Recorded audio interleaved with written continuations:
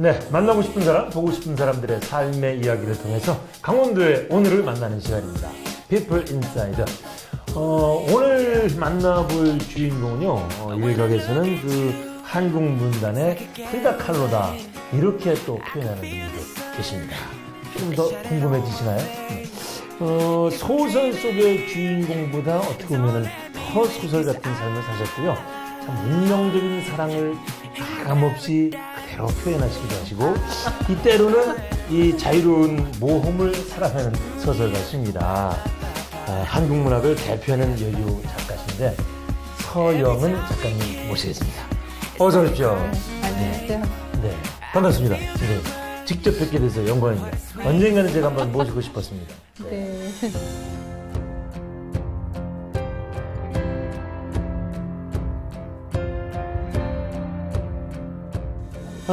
사실 우리가 이제 우리 서영은 작가님을 더 일찍 모셨어야 되는 건데 이상하게 기회를 잡지 못하다가 사실 오늘 이렇게 모시게 된 이유는 그 강릉을 대표하는 작가신데 강릉의 그 작은 도서관 여기 이제 명예 관장직을 맡으셨어요. 글쎄요, 그거는 아마 강릉에서 이제부터는 좀 더 인문적으로 뭔가 그 일을 해보시려고 하는 그런 그 하나의 일환으로. 네. 아니 뭐 강릉시에서야 뭐 그렇겠지만은요. 여하튼은 그래도 지난 시간에 저희들이 모셨던 작가님이 이제 윤우명 작가님이시고 이번에 이제 서영은 작가 어떻게 보면은 우리 강릉을 대표하는 작가님이 또 비슷한 일을 딱 맡으셨어요. 그 전에는 고향을 좀 자주 왔다 갔다 하는 일이 없으셨나요? 그럼? 그래도 이렇게 저렇게 좀 있긴 했어요. 네. 개인적으로도 뭐가 좀 그립다 할 때는 어허. 아무래도 강릉 쪽으로 발길이 네. 그 명예관장직 여의도에 왔을 때 선뜻 바로 오케이를 하셨어요? 저는 뭐 일단은 네. 고향에서 무슨 일이든 할 수 있다면은 늘 열어놓고 있기 때문에 고향 사랑이 남다르시군요 원래. 글쎄 나이가 드니까 뭔지 좀 후배들한테 또 그곳에 사는 사람들에게 그 강릉이 지닌 어떤 내면적 특징 같은 걸 좀 이렇게 같이 나누고 싶고 그렇게 되네요. 네, 아유 좋죠. 네. 이제 좀 책 얘기 좀 하겠습니다. 우리 조 선생님이 좀 좋아하시는 팬들이 정말 많은 작가님이신데 그 68년에 등단하셨잖아요. 네. 68년에 등단하시고서 뭐 계속 꾸준히 활동을 해 오셨는데 그 여성을 주인공으로 하는 뭐 일상의 일탈이라고 그럴까?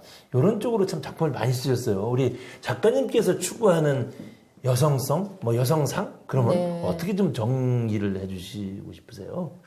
글쎄 그 제가 생각하는 여성성은 그 태생적인 어떤 섹슈얼리티로서의 여성이 아니라 다른 어떤 요소들이 가미되면서 이미 여성을 떠날 수도 있는 거죠, 이제.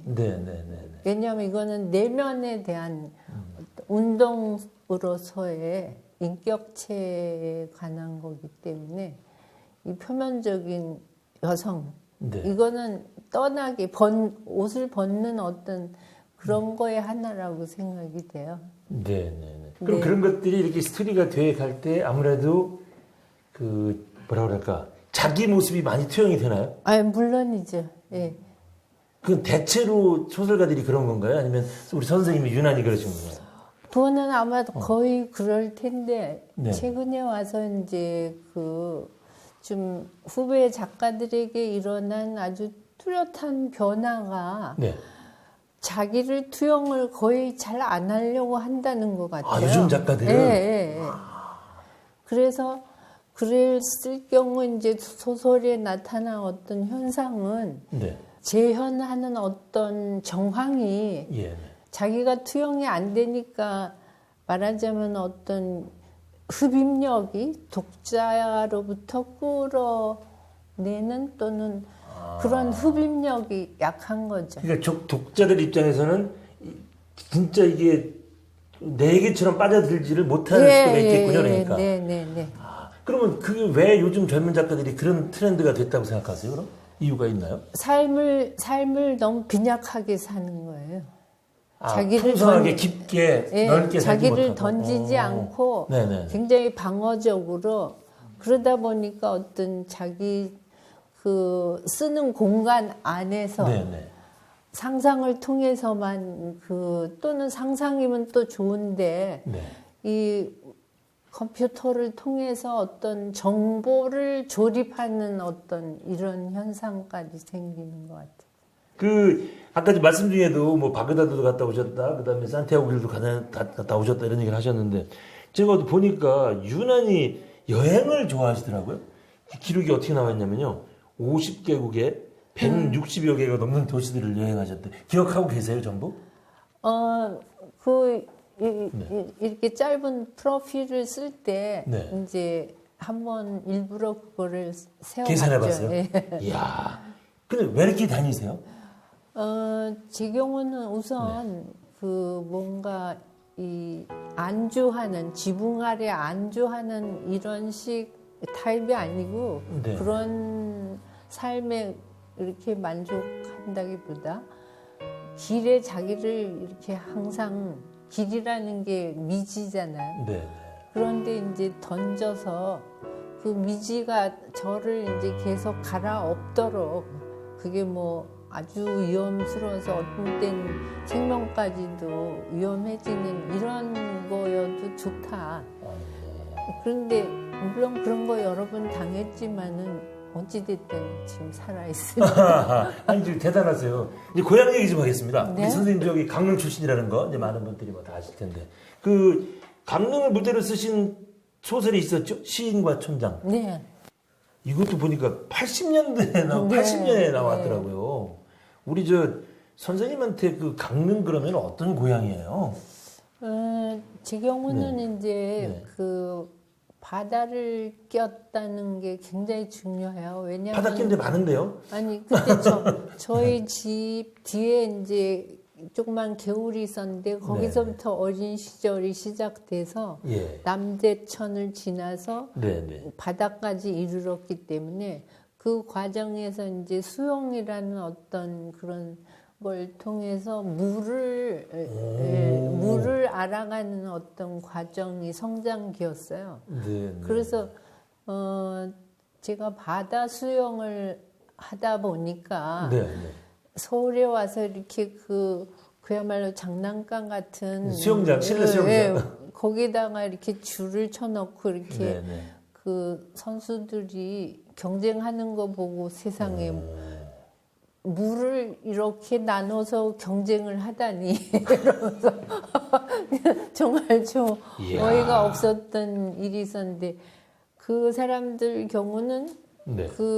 물을 모른다고 해도 과언이 아니에요. 왜냐하면 완전히 다른 물이죠? 전혀 이거는 죽은 물이고 네. 그 바다의 물이라는 거는 그건 물이 아니에요. 그러니 이렇게 여리고 여성 정말 전형적인 여성의 모습이신데 역시 바닷물 때문에 이렇게 강하게 어디 보니까 바다도 네. 태평양을 낀 동해 네. 이렇게 저는 그렇지. 접했지. 뻘이 많은 갯벌이 많은 서해하고 좀 다른 거. 그 전혀 다르죠.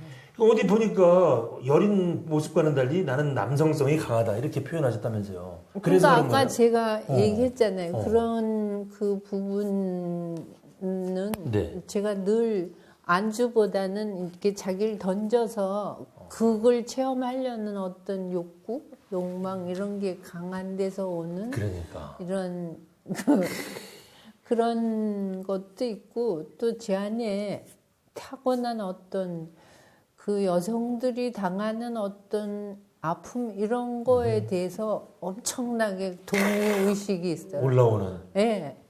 그래서 누가 매 맞고 이러면은 네. 못 살아요. 그래서 여성 운동가. 그래서 그 공감력이 말하자면은 어떤 그 카운터 파트로서의 네. 여성이 아니라 진짜 그 같은 페미니즘으로서의 그런 아픔을 나누는 이런 게 어린 시절부터 굉장히 네. 컸어요. 아유, 근데 격기로 조금 나갔는데 하여튼 눈을 감고 고향 강릉을 생각하면 그러면 그 바다가 떠오르시는 건가요, 여러분? 제일 먼저? 그렇죠. 일단은 그 시내를 확 관통해서 바다부터 가죠, 저는. 이야, 일단 바다를 먼저 고향에 네. 가면 네. 바다 먼저 네. 냄새도 맡고. 네. 그러면 그 파도가 좀 칠 때도 무섭다는 생각은 안 드세요? 그래서 지금 이게 죽은 물에서 하는 거하고 전혀 다르다는 얘기는 그게 이 바다에서 해보면은 이 바다라는 것이 자기 몸으로 알아지는 게 있어요. 거기에 리듬이 있기 때문에 그 리듬을 이렇게 타면은 오히려 바다처럼 수영하기가 좋은 데가 없어요. 왜냐하면 뜨기 때문에. 여기는 지금 그런 부력이 없으니까 자기 네. 힘으로 막 이렇게 하는 거 보면은 힘으로 하는 수영이죠. 예, 지금 재밌는 표현이 나왔습니다. 풀장물은 죽은 물이라고 그러셨습니다. 이거 바다에서 노는 거는 바닷물과 노는 거는 살아있는 강아지랑 노는 것이고 풀장에서 노는 거는 이 강아지 인형하고 노는 것이고 강아지는 아니에요. 대단한 표현이 그냥 네. 살아있다 죽었다 표현하셔가지고 너무 재밌었어요. 그러면 그 강릉 어린 시절에 재밌는 추억 이런 것도 좀 남은 게 있으신가요? 그래서 그때는 그 강릉에 아직 외지인이 이렇게 영업적으로 이렇게 와서 뭘 하고 이런 그 이전에 고스란한 어떤 좀 시골스러운 게 있었는데 제가 강릉 여중 다닐 때는 그 바로 운동장이 천방뚝을 끼고 쭉 아닌 바다까지 이어졌었어요. 그래서 어느 때 점심시간에 그냥 친구들하고 걷다 보니까 바다에 이르렀어요. 그리고 오니까 이미 학교가 다 파해가지고. 근데 그 천방뚝을 따라서 노란 그 달맞이 꽃이 양쪽으로 이렇게 피었어요. 그래서 그 저녁 때 이렇게 그 달이 뜰 무렵이 되면 이 꽃이 이렇게 싹 벌어지면서 그 꽃술이 이렇게 십자 모양이 있어요. 그 꽃술 안에. 그래서 냄새를 맡으려고 이렇게 코를 대면은 그 꽃술에 십자가 여기 코에 이렇게 묻은 꽃가루가 이렇게 묻는. 네. 아유, 소녀 같은 경험을 갖고 계시는구나. 그러면 언제쯤부터 그 문학 작가의 꿈을 꾸셨어요? 어렸을 때부터 이렇게 문학 소녀였어요, 정말? 문학을 좋아해요? 아니요, 전혀 아니에요. 아니, 그냥 책을 좋아해서 그 중학교 때 이렇게 책 대여점에서 아주 그냥 거기 있는 책을 다 도리를 해가지고 만화가게 아니고요? 예? 만화가게 아니, 전혀. 그래가지고 책상 밑에 이렇게 놓고 공부 시간에도 책을 보고 그럴 정도로 책을 좋아했는데 그 문학을 하기 위해서 책을 본 건 아니고 저절로 이렇게 책이 좋아서 빠져들다 보니까. 근데 제가 문학을 하겠다? 이렇게 생각한 거는 그 제가 사범학교 출신인데도 그 실기에서 이렇게 유희를 안 해가지고 빵점 받았어요.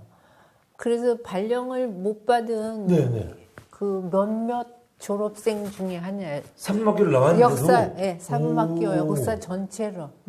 그 이유는 저는 그 사는 것을 빵에다가 맞추고 싶지는 않았어요. 그래서 저희 아버님이 이제 그때 돌아가셔가지고 그 오빠는 외대 다니고 이런 동생은 중학교고 그러니까 사실 제가 돈벌이를 좀 하는 게 집에 보탬이 되고 그 교사 되는 것만큼 튼튼한 게 어디 있겠어요. 그렇죠. 옛날에 사범학교 대단했죠. 근데 제가 그걸 걷어찼어요. 시험관 앞에서.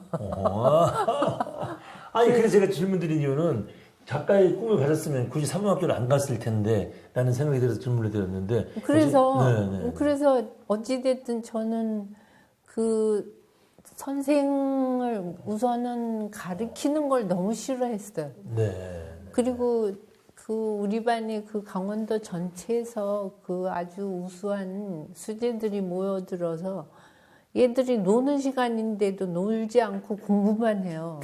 그런 게 또 너무 지겹다는 생각이 들고 네. 그런 것이 이제 나중에 졸업하고 그 임용고시에서 터진 거죠. 교사가 나는 안 되겠다. 이렇게 생존보다 더 중요한 것이 뭔가 있다. 네. 이런 생각이었어요. 그래서 그래가지고 현실적인 필요를 걷어차고. 예. 그래가지고 제가 떨어지니까 그 강릉 바닥이 아주 막 굉장히 그 이슈가 됐구나. 예. 그러니까 저희 어머니가 이제 이사를 했어요, 서울로. 어머니도 스트레스 많이 받으셨겠는데요. 그러면 저희 어머니가 부인 회장님을 그래서 강릉을 떴어요. 네, 그때 뜬 거예요. 그렇게 하고 네. 저는 이제 계속 어떤 그 현실적으로 뭔가를 해야 된다는 이런 것이 있음에도 그 진학을 하기 위해서 이제 준비를 한 거죠. 네. 그렇게 하면서 이제 선생이 안 되기 위해서 도망치다가 작가가 된 거예요. 사실은. 그래서 이제 그 사범학교를 강릉을 떠나서 이제 국문학을 또 전공한 건 아니더라고요. 학교를 옮겨서. 예. 네네. 그래서 이제 그 대학을 좀 장학금을 좀 많이 주는 대학에 두 군데다가 응모를 했어요. 네네. 근데 두 군데 또 덜썩 다 됐어요. 네. 그런 그리고 한 학기 다니고 있는데 취직이 됐어요. 네네. 그래가지고 얼른 독립을 했죠.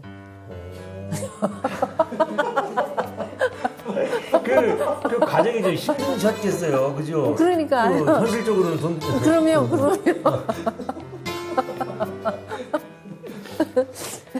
이 좀 어렸을 때부터 좀 부모님 말 잘 안 듣는 고집도 있으셨나 봐요, 예. 그죠? 예. 야, 그래가지고 하여튼 그 과정을 겪어서 68년에 등단하셨어요, 그죠? 예, 예. 그러면 68년이면 등단이 늦은 건 아니신가요? 어떤 24살 때. 당시 나이로 보면 네. 괜찮은 나이였었죠, 네, 그러니까 네, 등단하기에는. 네. 그 과정 좀 얘기해 주세요. 현대문학에서 이렇게 저는 이미 독립을 해서 네. 직장에 다니고 있었을 때 그 현대문학에서 창작 실기를 이렇게 모집한 게 있었어요. 그때 그 강사는 박경리 선생님이고 네네네. 그래서 이제 거기에 이렇게 다니면서 작품을 내라 그래서 제가 써놓은 걸 하나 냈더니 네네네. 아니 박경리 선생님이 난데없이 이거는 바로 현대문학에 추천이 될 수 있는 작품이다 이러시면서 본인은 그 추천위원이 아니니까 김동리 선생님한테 쪽지를 써줄 테니까 네. 갖다 드리라고. 네. 그래서 그분이 그 써준 쪽지를 가지고 작품하고 이제 김동리 선생님을 찾아갔는데 네. 선생님은 이렇게 그냥 뭐 이렇게 하고는 네. 놔두고 가래요. 그래서 나중에 한 열흘 뒤에 이제 오라고 그래서 갔더니 뭘 차를 한 잔 이렇게 주시면서 이게 너무 수필적이라는 거예요. 마음에 안 드셨나 봐요. 그 무슨 의미예요? 스피드. 그래서 저도 네네네. 그게 좋다는 소리인지 네네네. 나쁘다는 소리인지 자체를 이해를 못하고 어찌됐든 집에 와서 이분이 얼마나 봤나 이러고 보니까 한 석 장까지 이렇게 네. 탁탁 이렇게 체크하는 그거 외에는 없는 거예요. 그래서 도대체 수필적이라는 게 뭔가를 공부하다 보니까 이제 소설을 알게 된 거예요. 아니 사실 그때 범접하기 어려운 윗분이셨잖아요. 예. 문단에서. 네, 뭐라고 그러면- 물어볼 수도 없고. 그러니까요. 수필적이야 이게 뭐야? 따질 수도 없고. 예. 그런데 네네. 그 다음 아니 그 같은 해인가 네네. 그 다음 해인가 제가 친구 집에 놀러 갔는데 사상계가 이제 방에 이렇게 한 네. 권이 아유, 당신 대단한 소설 굴르고 있었어요. 잡지였죠, 사상계. 그래가지고 이렇게 보는데 신인 응모 작품 모집하는 게 있어요. 네, 네. 그래서 이렇게 보고 이제 그 선생님이 그렇게 수필적이라 네, 네, 네, 한 네. 작품을 나름대로 뭔 소린 모르지만은 뭐 조금 철자법도 뭐 맞춤 이런 거 좀 고치는 듯 해가지고 네. 거기다 응모했어요. 근데 그게 그 나중에 가보니까 최인호 씨하고 강은교 씨가 네, 왔어요. 시상식 때. 어. 그래서 제가 입선 1위고 최인호 씨가 입선 2예요. 같이 그럼 등단하신 거네요, 그때. 아, 최인호 선생님하고 그런 인연이 있으시군요. 근데 이제 우리 시청자분들도 우리 서 선생님을 아시는 분은 다 아시겠지만. 아니, 근데 네, 그때 네, 네. 심사위원이 누구냐 네, 하면은 네. 황순원, 안수길, 김동희. 아, 당시 태어났던. 네, 그렇게 해서. 네. 사실 제가 이 말씀을 드리려고 그럽니다. 그러니까 이제 아시는 분은 다 아시겠지만 그 김동희 선생님하고의 인연이 이렇게 맺어지는 겁니다.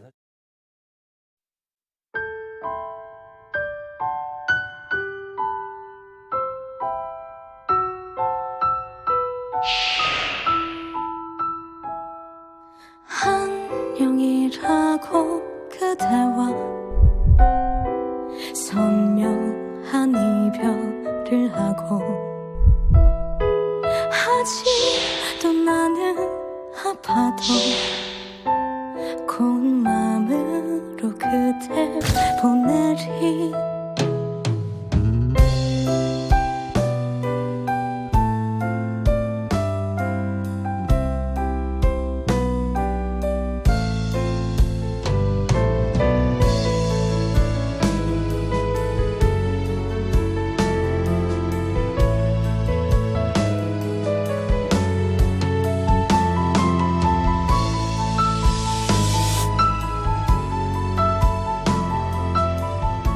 그렇게 해서 하여튼 그 등단 과정에서 네. 이제 그 박경희 선생님이 이렇게 만나 뵈라고 해가지고 이제 운명적인 김동진 선생님하고 만남이 이루어졌어요. 근데 이 부분은 뭐 많이 이제 기사화도 됐습니다만 우리 선생님한테 직접 듣고 싶은 것이 한 30살 정도의 나이 차이가 나잖아요. 근데 그 만남이 어떤 과정을 거쳐서 이제 사랑으로 싹 이렇게 변화가 됐나요?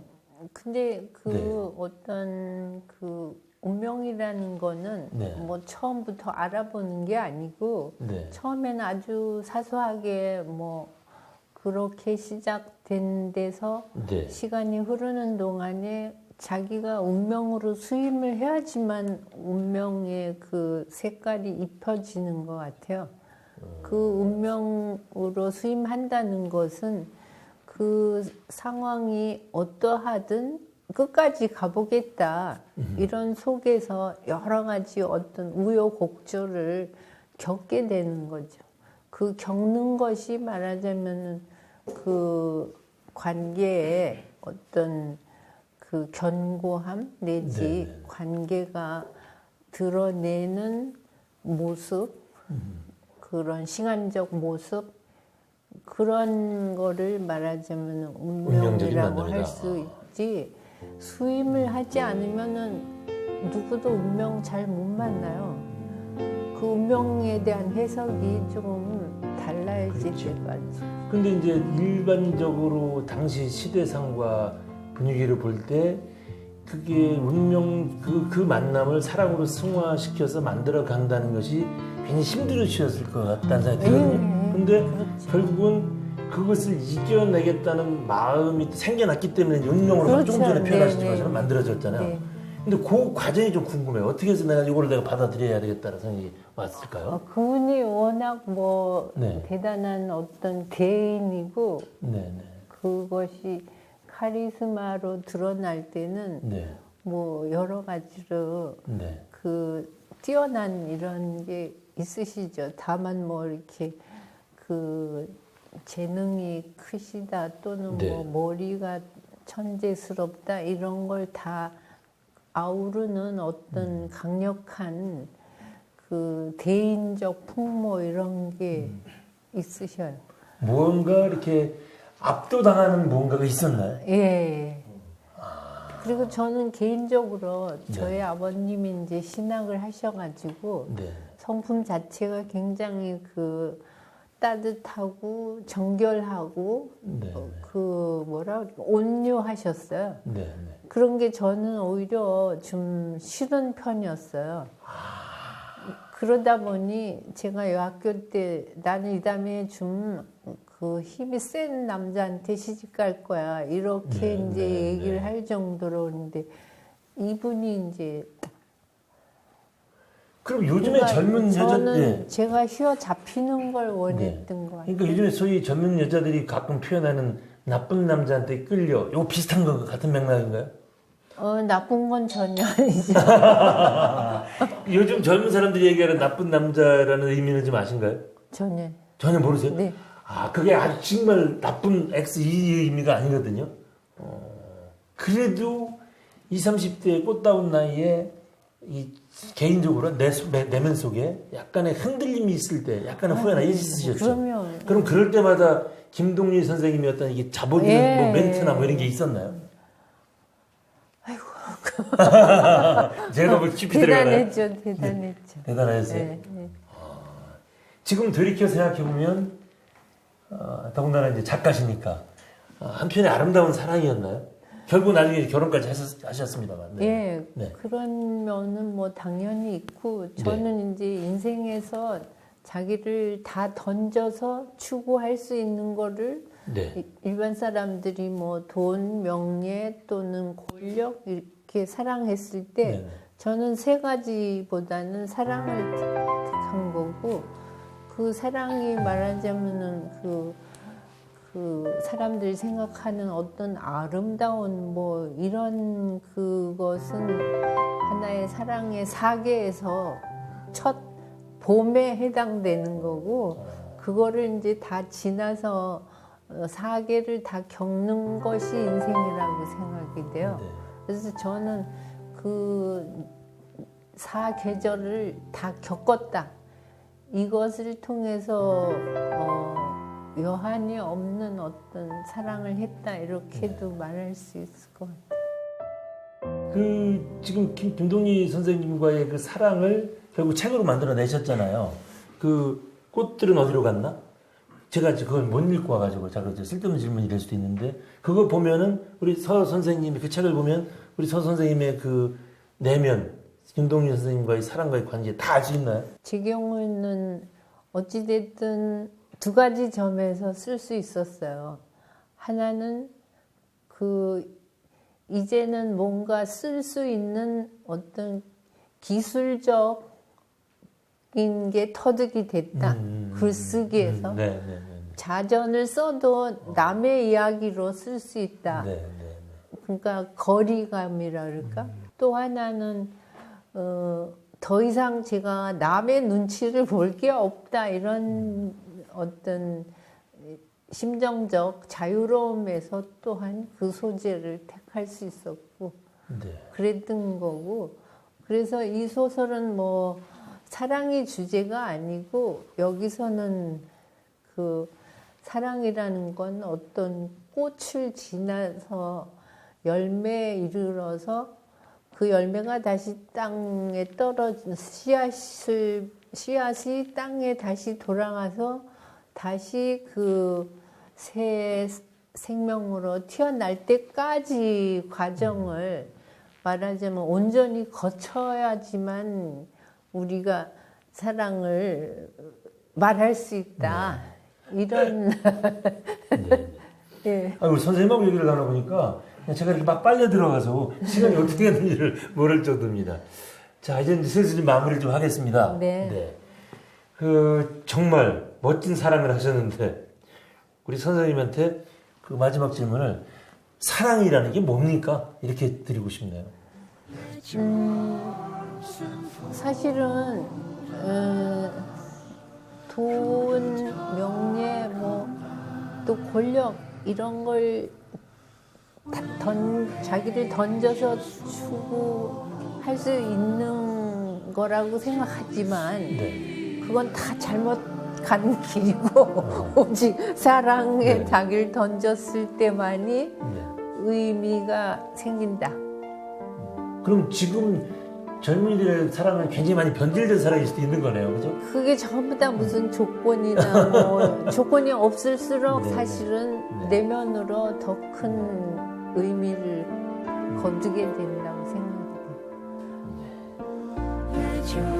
오늘 사랑에 대해서도 얘기를 참 많이 나눴습니다. 오늘은 여기까지만 하겠습니다. 선생님, 네. 고맙습니다. 감사합니다. 네.